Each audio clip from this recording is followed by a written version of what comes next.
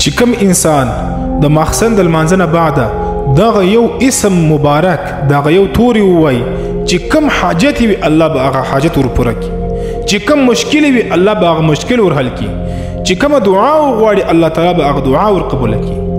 دا یو ډیره ضروري ویډیو ده، مسلمانانو دې سره ډیوټ وکړئ او دا مخته در سره شیر کړي چې نور مسلمانان دې څخه فایده واخلي.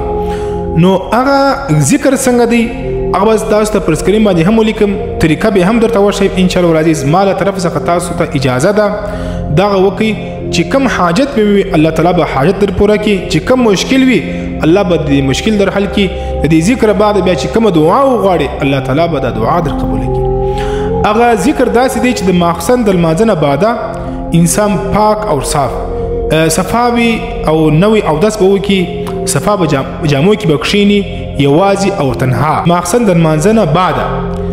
نو دغه یو توري یا لطیفو یا لطیفو دا به څو وارې وایي؟